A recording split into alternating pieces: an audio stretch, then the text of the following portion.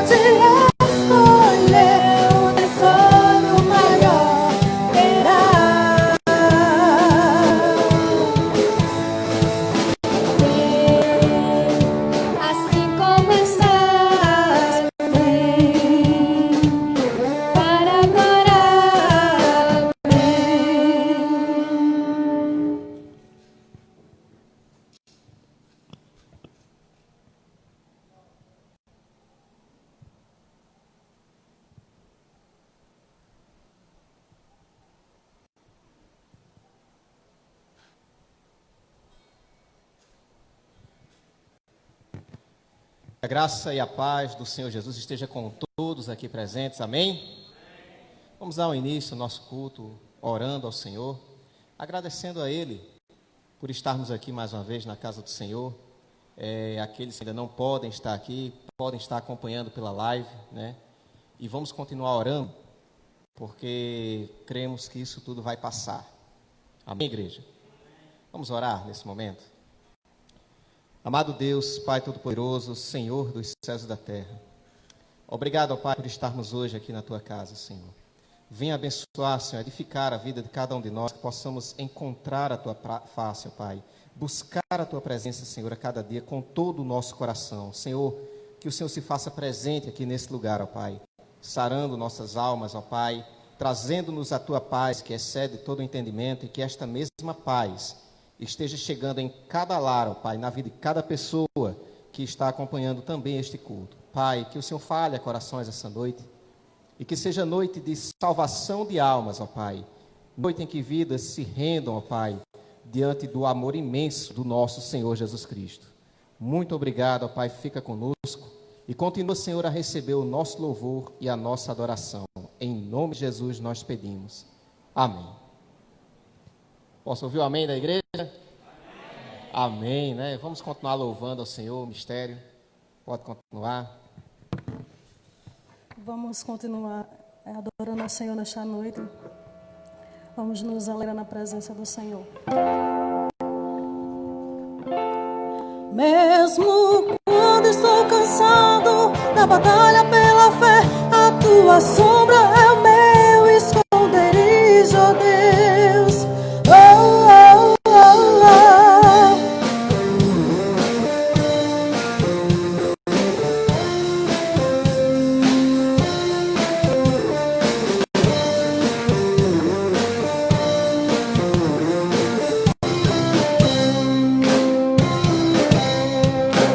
Mais uma vez estou aqui, ó Pai. Quero tua graça sobre mim. São tantos os seus planos, tão grandes as barreiras pra me impedir. Mas creio em teu socorro. Há momentos que me fazem meditar os teus pensamentos sobre mim. Eu sei que vale a pena trilhar no teu caminho e quero prosseguir. A tristeza como o mar tentando afogar meus sonhos, sonhos que nasceram do teu coração pra mim, Senhor.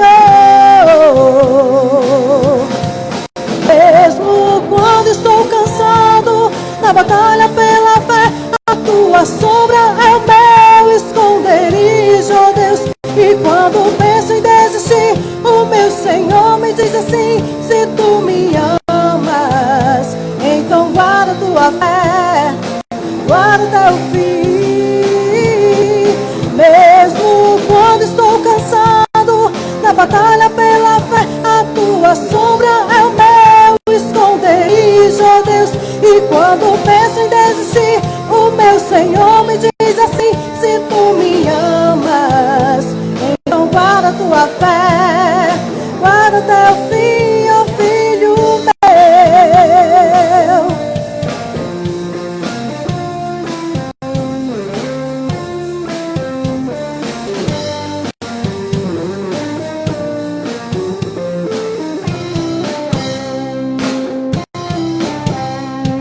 Há momentos que me fazem meditar os teus pensamentos sobre mim. Eu sei que vale a pena trilhar no teu caminho e quero prosseguir. A tristeza como o mar tentando afogar meus sonhos, sonhos que nasceram do teu coração pra mim, Senhor. Mesmo quando estou cansado na batalha pela fé, a tua sombra é o meu esconderijo, ó Deus. E quando penso em desistir, o meu Senhor me diz assim: se tu me amas, então guarda tua fé, guarda teu fim. Mesmo quando estou cansado na batalha pela fé, a tua sombra é o meu esconderijo, ó Deus. E quando penso em desistir, o meu Senhor me diz assim: se tu me amas, então guarda tua fé, guarda teu fim, ó filho meu.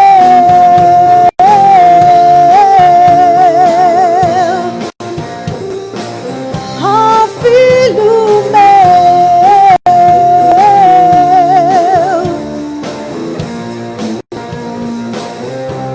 guarda tua fé. Os irmãos podem sentar, mas vamos continuar adorando ao nosso Deus.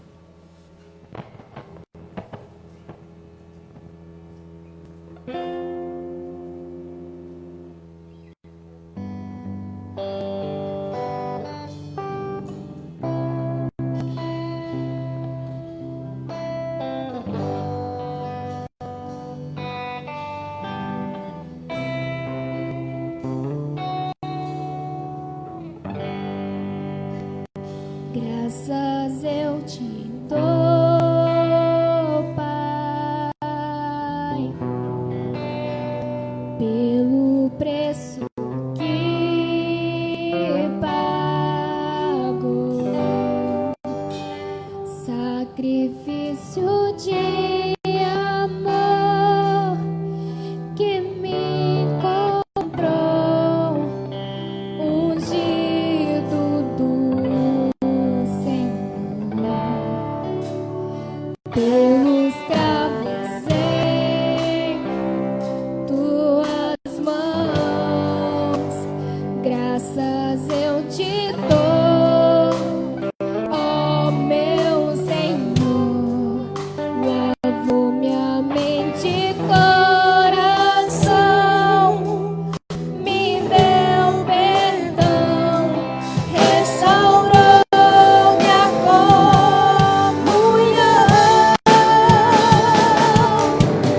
Digo eu, Senhor,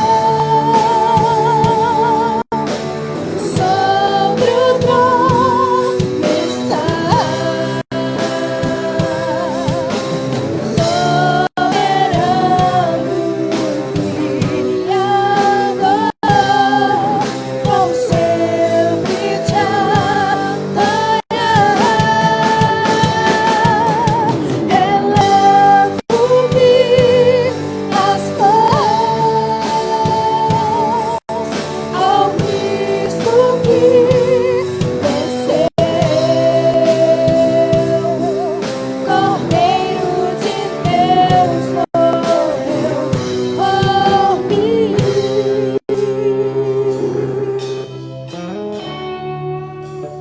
mas ressuscitou.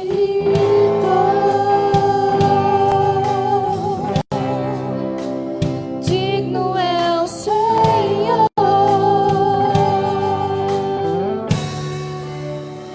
pelos cravos em tuas mãos, graças eu te dou, ó meu Senhor, lavo minha mente e coração, me deu perdão, restaurou minha comunhão.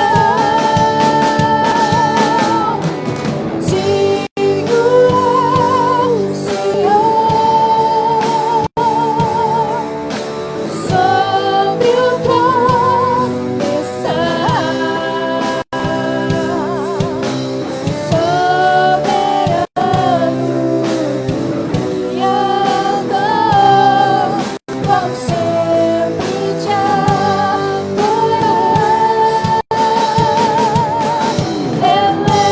Elevo-me as mãos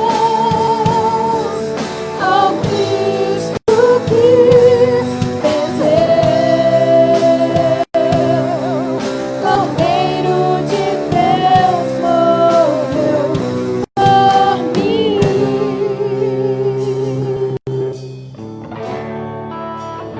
mas ressuscitou.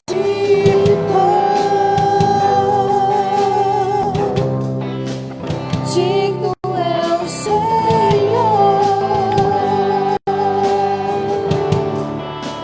mas ressuscitou. Digno é o Senhor,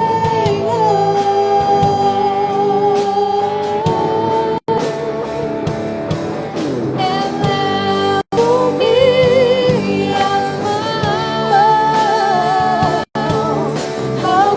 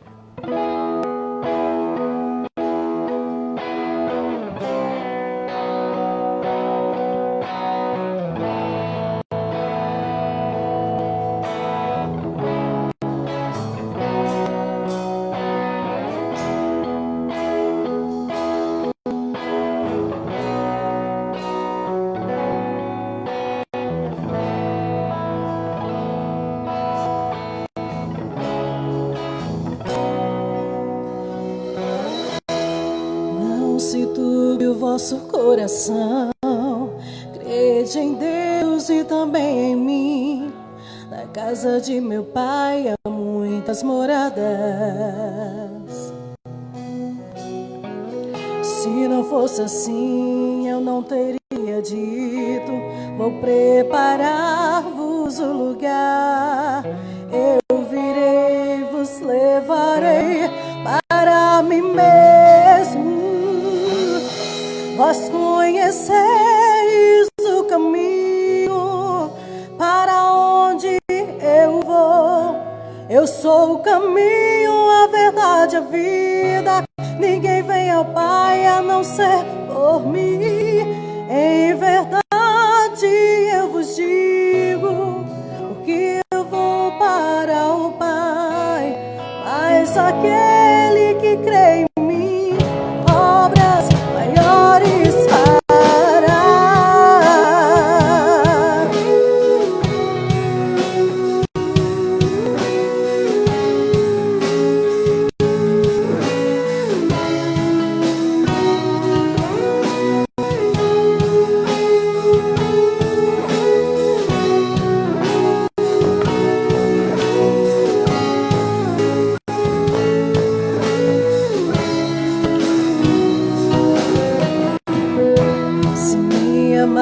Verdadeiramente guardarei os seus mandamentos, rogarei ao Pai, Ele vos dará o Consolador, o Espírito da verdade, que o mundo não pode ser, mas Ele habita em vós e estará em vós para sempre.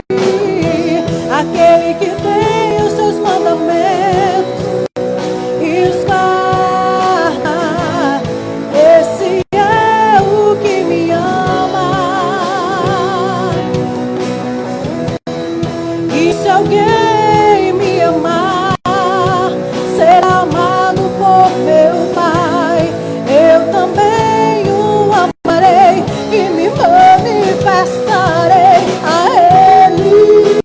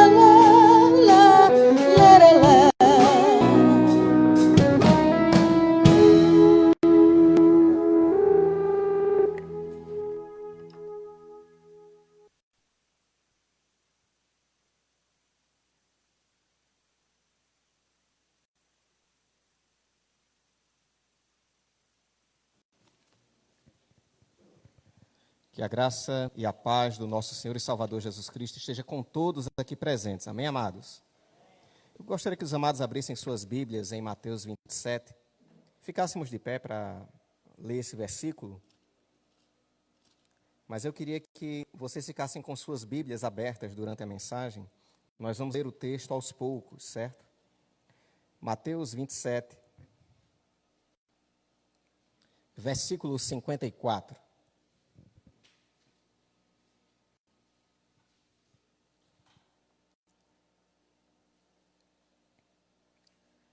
Mateus 27, verso 54.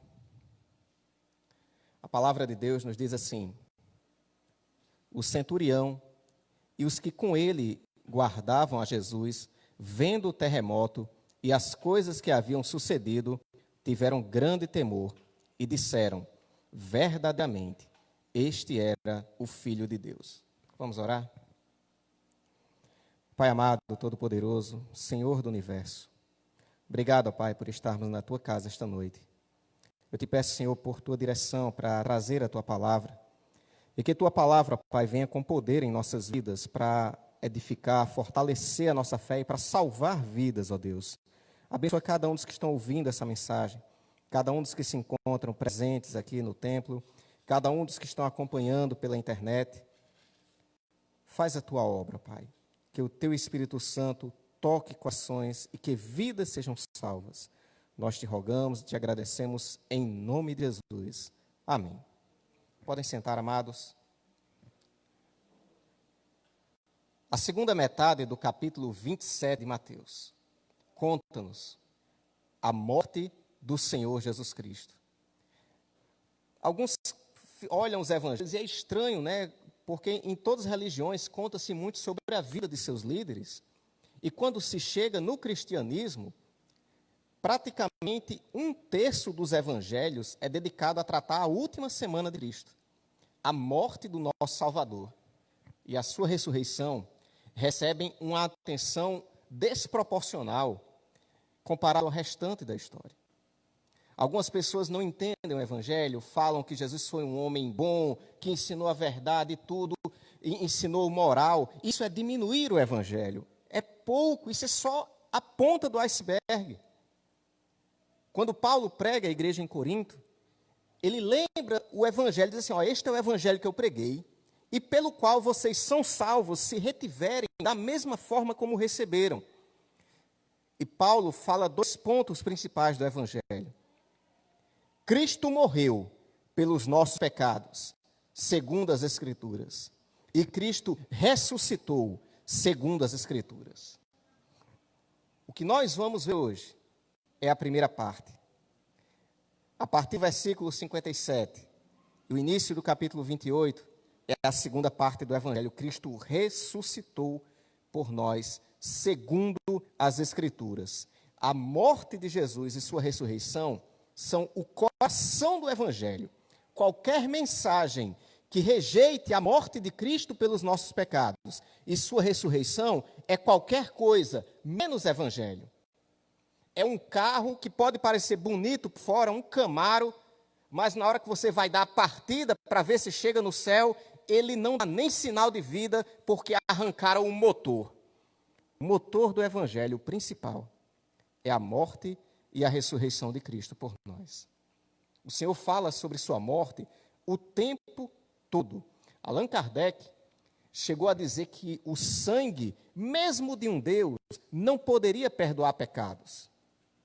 Mas o Evangelho segundo Cristo, no Evangelho que Jesus deixou, sem adulteração, o original, a sua morte é que nos trouxe a vida. Ele disse que ele é a semente de trigo e que se a semente não morre, não produz vida, mas a partir do momento que ele morresse por nós, muitos seriam salvos. Disse no Evangelho de João, quando eu for levantado, eu vou atrair muitos a mim. Ele veio para dar a sua vida por nós. Amados, outros rejeitam o Evangelho, às vezes olham para esse mundo de tanta dor, de tanto sofrimento, de tantas coisas ruins, e pensam o seguinte, olha, se Deus existe, por que existe tanta coisa ruim? E começam a perder a sua fé, a duvidar de Deus. Na nossa vida, como cristãos, quando coisas ruins acontecem conosco, a gente pode se questionar, mas jamais duvidar da bondade do nosso Deus e da existência dele. Porque nós temos um Deus tal que veio ao mundo como homem sofrer o mais atroz dos sofrimentos, sofrer da forma mais violenta. Nós temos um Deus que é experimentado no sofrimento, que quando nós estamos sentindo dor, ele entende perfeitamente o que estamos sentindo.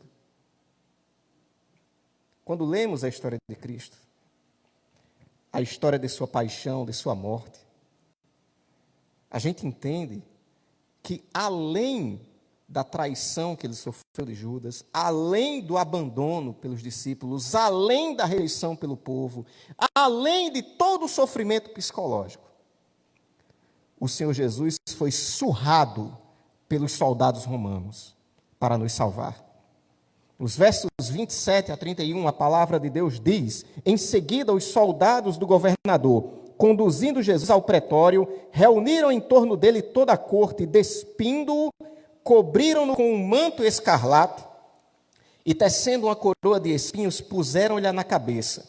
Na mão direita puseram um caniço, ajoelhando-se diante dele, o escarneciam, dizendo: salve, rei dos judeus! E cuspindo nele, tiraram-lhe o caniço e batiam com ele na sua cabeça. Depois de o haverem escarnecido, tiraram-lhe o manto, vestiram-lhe suas vestes e o levaram para ser crucificado. Os 4 evangelhos são 4, não são à toa. A mensagem de um complementa do outro. O que Mateus não falou, Marcos, Lucas falam. Além dessa humilhação, Cristo foi chicoteado, surrado terrivelmente com o flagelo romano. O flagelo era um chicote com várias pontas. Em algumas pontas havia pedaços de ossos cortantes, em outras pontas umas esferas de metal. E quando dava chicotada, o osso cortava a pele, as esferas criavam hematoma. Quando dava outra chicotada, que o osso batia em cima daquele hematoma, cortava mais profundamente. Os judeus tinham uma lei no Antigo Testamento que proibia dar mais de 40 chicotadas em um preso. Os romanos não tinham essa lei. O preso estava entregue à maldade. E quando não se crê em Deus, muitos homens não têm motivo nenhum de fazer o que é certo e o que é errado. O que é certo e o que é errado? Não existe Deus. O certo é aquilo que eu acho que é certo. Aqueles que foram presos durante o comunismo na União Soviética, pastores, cristãos, vários outros, sofreram terrivelmente nas mãos dos torturadores. Pessoas que não acreditavam em Deus, e lá não tinha medo nenhum de morrer e prestar contas com Deus de suas maldades. Eles achavam que o que eles faziam era certo. O certo e o errado, quem decidiu era eles, não era Deus. Eu imagino os soldados romanos com essa mesma maldade. Diz os relatos que muitos presos, após as chicotadas, terminavam com suas costas igual um farrapo de pele. Muitas vezes, até os ossos e as vísceras ficavam à mostra. Rasgava a pele e a carne a ponto de ficar aberto. Tudo. O Senhor sofreu isso por nós. Depois dessas chicotadas, eles vão zombar de Cristo.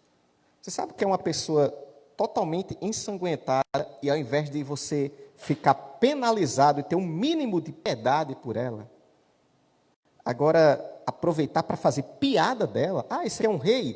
Coloca o manto no rei. Coloque um cajado rei, o cajado real. Cadê a coroa? Em Israel havia uns espinheiros, que os espinhos eles tinham cerca de 5 centímetros. Fazem uma coroa de espinhos, colocam na cabeça dele, e para que a coroa ficasse firme, pegam o cajado, o pau, e batem na cabeça de Cristo, para que os espinhos se finquem.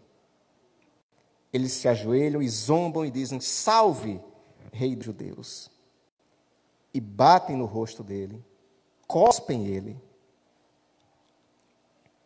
E aí a gente olha toda essa maldade, mas o que o Evangelho diz é que Cristo morreu por nós, segundo as Escrituras.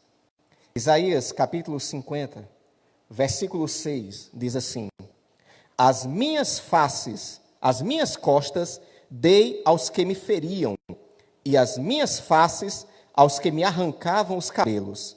Não escondi a minha face dos que me afrontavam e me cuspiam. 700 anos antes de Cristo, o profeta Isaías está dando detalhes de como o Senhor ia morrer. dando as costas para aqueles que o feriam, a face para aqueles que o esbofeteavam e arrancavam sua barba na mão e cuspiam e zombavam dele. Ele morreu por nós, segundo as Escrituras. Você está sofrendo? Você tem um Senhor que sabe o que é sofrimento e que venceu o mundo. E com Ele você também pode vencer. Ele sofreu por nós, Ele foi surrado por nós. A humanidade hoje continua a mesma. Não tem Cristo aqui em carne e osso para perseguir. Perseguem os seus seguidores. Cristãos mundo afora estão morrendo, sendo decapitados, surrados, abusados de todas as formas. Alguns dizem até que se Cristo viesse de novo, iriam fazer tudo de novo com Ele. Que engano. Cristo virá de novo. Só que agora, na primeira vez, Ele veio para morrer por nós e nos salvar. Em sua segunda vinda, Ele vem para julgar esse mundo. Ele vem com poder e grande glória. E naquele dia, os valentes, os que pensavam que Deus não existia, os que se entregavam à maldade, vão pedir para que as montanhas caiam sobre si para tentar escondê-los da glória de Cristo, porque não terão coragem de encará-lo. O nosso Senhor foi surrado por nós, para que nós fôssemos salvos. Mas não para por aí. Cristo foi crucificado como um criminoso, para que nós pudéssemos ser salvos. A mensagem do amor de Deus está aqui, mas é impressionante como a maldade do homem tenta rejeitar essa mensagem de todas as formas. Alguns dizem, não, Jesus não morreu na cruz. Eles acreditam em milagres. Em toda a história das crucificações, apenas um homem sobreviveu. Amigo do historiador Flávio Joséfo, que viveu no século I, na época de Cristo. Era um historiador judeu. Ele trai os judeus, fica do lado dos romanos, e ele recebe a notícia que 3 amigos dele tinham sido crucificados. Fala com o general romano, eles correm até o local da crucificação, tiram rapidamente aqueles amigos de Flávio da cruz. E 2 deles morrem, apenas um sobrevive. Cristo tinha passado por um chicoteamento antes, que não era comum com os presos. Ele foi chicoteado, era uma tentativa de Pilatos, do povo judeu, ter pena de Jesus e dizer, tá bom, já basta, foi açoitado, libera ele. Mas não, o povo continua dizendo, crucifica-o. Naquela situação, os 2 criminosos, que não passaram por flagelo, carregam suas cruzes, era só a trave da cruz que eles carregavam, o poste da cruz já ficava lá esperando. Cristo não suporta o peso da cruz. Na noite anterior, havia suado sangue de tanta angústia. Passa por um chicoteamento terrível desse. Depois coloca em suas costas rasgadas um pedaço de madeira pesando cerca de 80, 100 quilos, para ele carregar por quilômetros. Ele cai. E é interessante que o texto diz assim, a partir do verso 32. Quando saíam, encontraram um homem sirineu chamado Simão, a quem constrangeram a levar a cruz de Jesus. E chegando ao lugar chamado Gólgota, que significa lugar da caveira, deram-lhe a beber vinho misturado com fel, mas ele, provando, não quis beber. Depois de o crucificarem, repartiram entre si as vestes dele, lançando sortes para que se cumprisse o que foi dito pelo profeta. Repartem entre si as minhas vestes, e sobre a minha túnica deitam sortes. E assentados ali o guardavam. Por cima da sua cabeça puseram escrita a sua acusação: este é Jesus, o Rei dos Judeus. E foram crucificados com ele 2 assaltantes, um à direita, outro à esquerda. Imagina você estar passando numa situação e um soldado pega você pela gola da sua camisa e diz, vai, carregue a cruz desse criminoso. Aqui entra a história de Simão de Cirene. Cristo, quando prega o Sermão do Monte, ele diz, se alguém te obrigar a andar 1 milha, vai com ele 2. Você vai sofrer alguma injustiça na tua vida? Sofra injustiça, mas não cometa injustiça contra ninguém, pague o mal com o bem. É o ensino de Cristo diante da Escritura. Nós normalmente não aceitamos sofrer injustiça. Talvez Simão de Cirene não tivesse conhecido quem era Jesus, não tivesse ouvido o Sermão do Monte, e estivesse muito constrangido lá, mas ele não tinha como dizer não para um soldado romano que estava com a espada na mão. Era dizer não e ser morto, e ele perguntar para o próximo, quem é que vai rejeitar agora? E ele carrega a cruz de Cristo. Só que a gente vai olhar a história de Simão, de Cirene. No livro de Marcos diz que ele é pai de Rufo e de Alexandre. E na carta de Paulo aos Romanos, no capítulo 16, verso 13, Paulo manda saudações para Rufo e Alexandre, convertidos, servos de Deus, que estavam na igreja em Roma. Amados,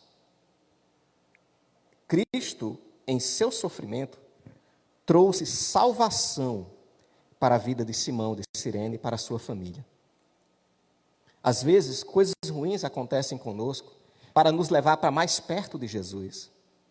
E Simão teve essa oportunidade de estar andando ao lado de Cristo até o Monte Caveira, e conhecer o amor de Deus por meio de uma injustiça que ele estava sofrendo. Quem sabe, alguma aflição que você tem passado na tua vida, Deus está usando para te levar para perto de Jesus. Porque a aflição de verdade, quem sofreu foi o Senhor por nós, não somos nós, não. A aflição verdadeira não foi a de Simão, foi a de Cristo.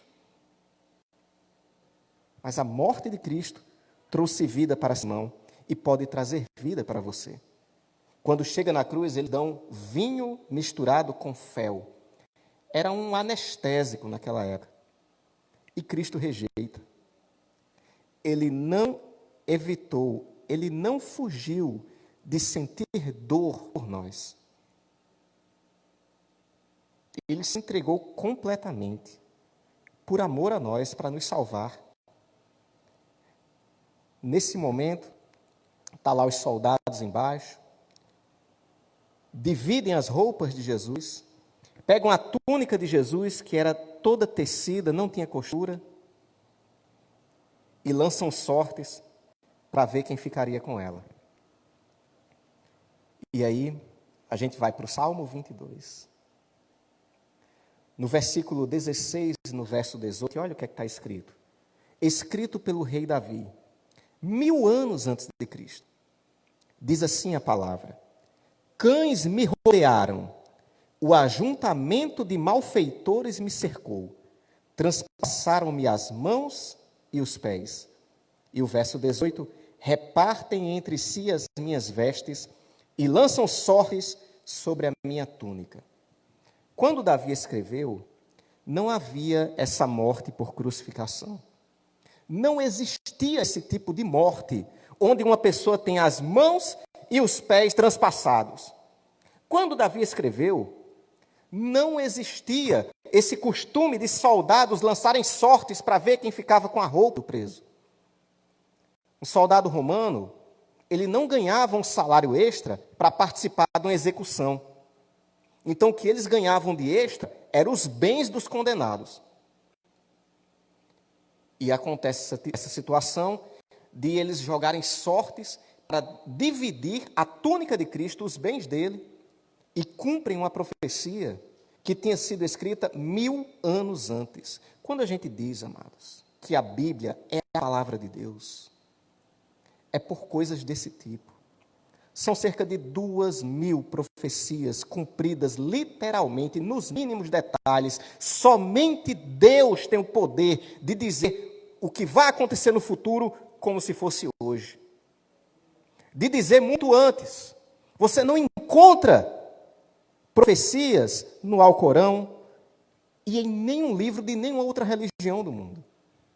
Só a Bíblia tem essa assinatura divina. De modo que os ateus tentam olhar para a palavra e a única alternativa deles é dizer, não, isso aqui é detalhado demais, isso aqui não foi escrito por Davi, isso foi escrito muito depois. E não adianta de nada, porque descobrem os rolos do Mar Morto, no meio dos rolos, um rolo do livro de Isaías completo, datado entre o ano 300 e o ano 100 antes de Cristo. E Isaías é o profeta que tem mais profecias sobre a vida de Cristo. Quem deu capacidade para o homem de prever o futuro dessa forma? O homem não tem essa capacidade.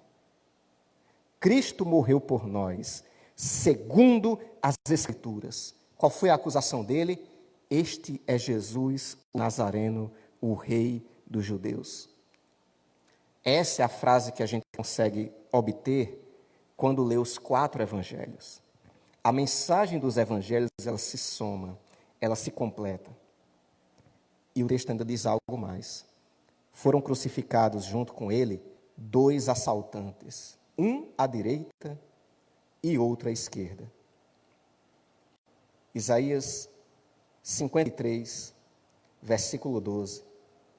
Pelo que lhe darei uma porção entre os poderosos, e com os fortes repartirá ele o despojo, porque derramou a sua alma na morte e foi contado com os transgressores, pois ele levou sobre si o pecado de muito e pelos transgressores intercedeu.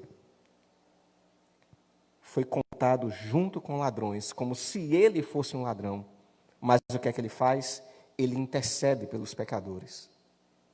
O Senhor Jesus foi crucificado por nós como um criminoso. Mais do que isso, o Senhor foi zombado no auge da sua dor. Quando você vê uma pessoa sofrendo, você tem misericórdia. A gente vê aqui pessoas que têm uma pedra no lugar do coração. No verso 39, os que passavam blasfemavam dele, meneando a cabeça e dizendo: tu que destróis o templo e em 3 dias o reedificas, salva-te a ti mesmo, se és o Filho de Deus, desce da cruz. Da mesma maneira também os principais sacerdotes, com os escribas, anciãos e fariseus, escarnecendo, diziam: salvou os outros e a si mesmo não pode salvar-se? É rei de Israel? Desça agora da cruz e creremos nele. Confiou em Deus? Livre-o agora, se de fato o ama, pois disse: sou filho de Deus. E o mesmo lhe lançavam também em rosto os assaltantes que com ele haviam sido crucificados. Cristo no auge da dor. Quem passa por lá, meneia a cabeça. Você não salvou os outros, não consegue se salvar? E zombam dele. Os religiosos, aqueles que deveriam levar o povo para mais perto de Deus, são os que dizem as críticas mais duras contra o Senhor. Você não disse que Deus te ama? Que você é o Filho de Deus? Por que Deus não te livra? Quando Jesus estava no Getsêmani, os apóstolos tentaram livrá-lo. Cristo disse para Pedro: guarda a tua espada. Você não sabe que eu podia agora chamar e viriam mais de 12 legiões de anjos e eles me livrariam? Mas se eu fizesse isso, como que as Escrituras se cumpririam? Os 2 assaltantes, os 2, o da direita e o da esquerda, zombavam de Cristo. E aí, quando a gente lê os outros evangelhos, a história se completa. Porque naquele momento de dor, naquele momento de zombaria, o Senhor olha para o céu e diz: Pai, perdoa-lhes, eles não sabem o que fazem. Ele intercede pelos transgressores, como estava na profecia.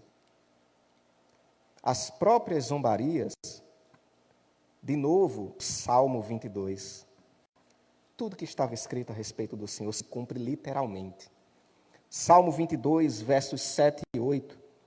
Todos os que me veem zombam de mim, estendem os lábios e meneiam a cabeça, dizendo: confiou no Senhor, que o livre. Livre-o, pois nele tem prazer. Cristo sofreu tudo isso. Ele morreu por nós, segundo as Escrituras. Ele se entrega ao sofrimento. Ele diz: Pai, perdoa-os, porque não sabem o que fazem. A sua palavra toca o coração de um criminoso. E quando o outro da esquerda continua a zombar, o da direita já está diferente. Para com isso.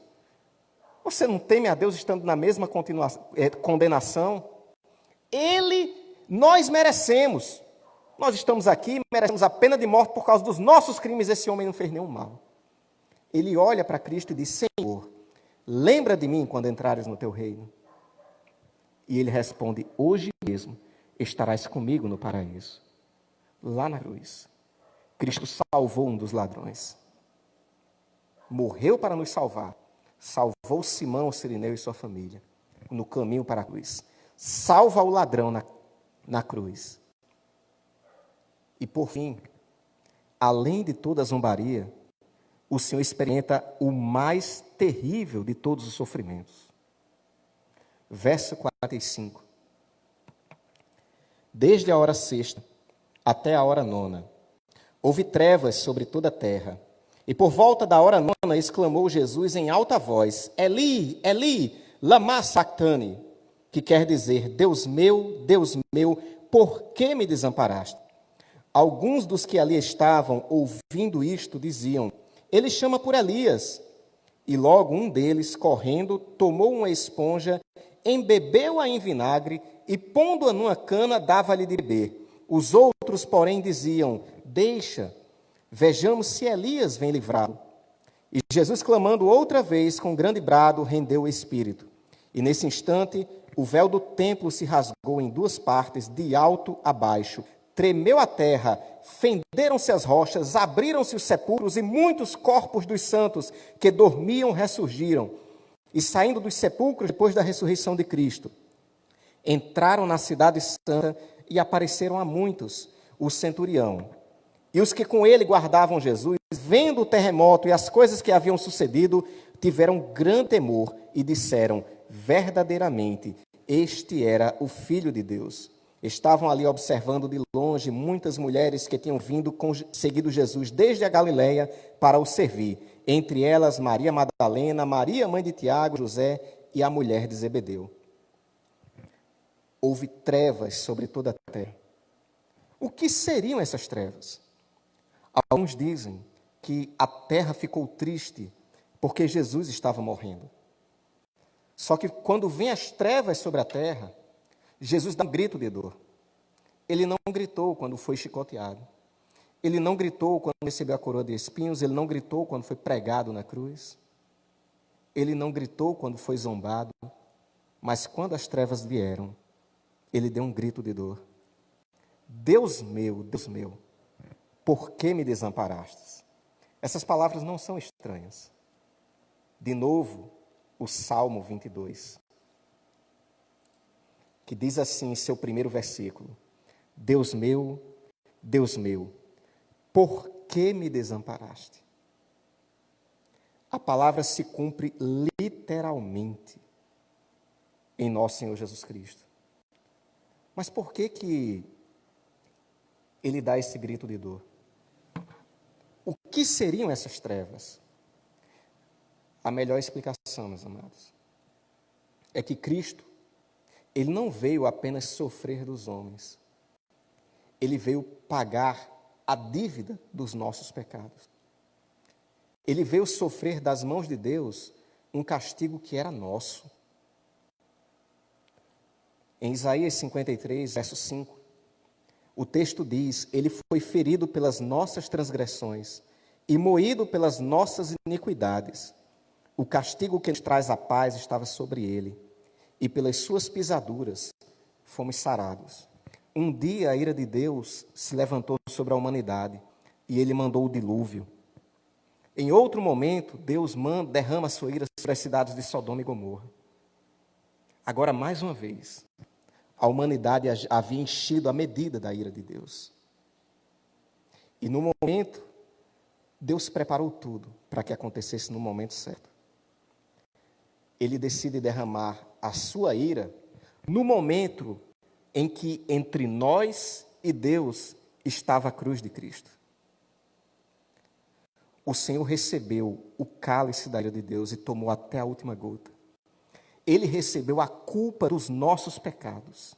Naquele momento, a dívida que nós tínhamos com Deus foi lançada sobre Cristo. Cristo pregou-a na cruz.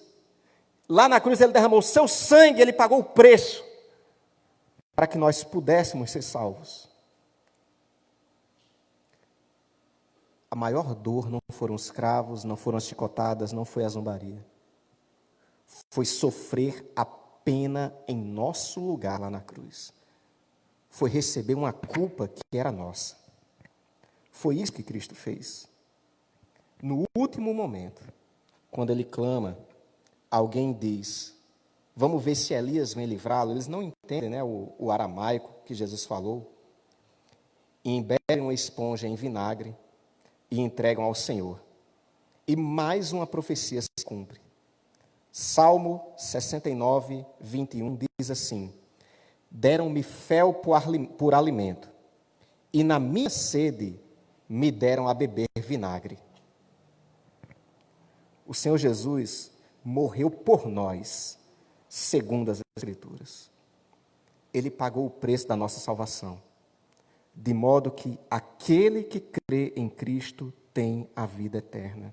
De modo que nenhuma condenação há para aquele que está em Cristo Jesus, porque ele sofreu toda a pena em nosso lugar. Creia no Senhor Jesus e serás salvo, tu e a tua casa. A mensagem do Evangelho, meus amados, é simples. Quando Cristo bebe o vinagre e as profecias se cumprem, que ele recebeu já a ira de Deus e cumpriu tudo o que ele tinha que fazer, ele diz, está consumado, entrega o seu espírito a Deus, morre, e nesse momento há um grande terremoto.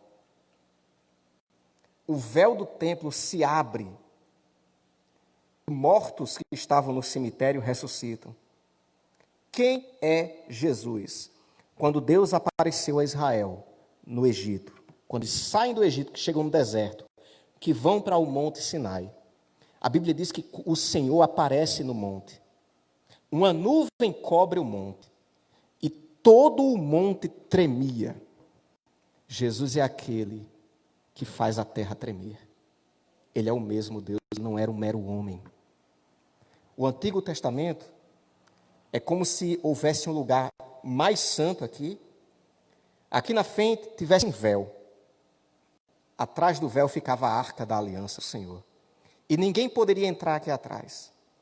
Mas diz o texto que quando Cristo morre, o véu do templo se rasgou de cima a baixo. Rasgou-se de Deus para o homem. Foi Deus quem abriu o caminho para nós termos um encontro com Ele. Jesus é aquele que abre o caminho entre nós e Deus. Ele é a ponte. Ele é o caminho, Ele é a verdade, Ele é a vida e ninguém vem ao Pai senão por Ele. Só há um Deus. E só há um mediador entre Deus e os homens. Jesus Cristo, o homem. Foi Ele que fez essa obra. Os mortos ressuscitam. É uma passagem difícil de entender. Mas eu entendo que eram pessoas comuns, que talvez tenham visto os milagres de Cristo, tenham crido nele, e que durante aquele terremoto, os sepulcros, que geralmente eram em cavernas, fechados com pedras, os sepulcros se abriram e alguns deles foram ressuscitados.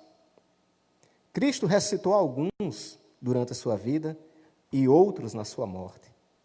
Ele é aquele que nos garante, que nos promete a vida eterna e a esperança da ressurreição dos mortos. Este é o nosso Senhor Jesus Cristo.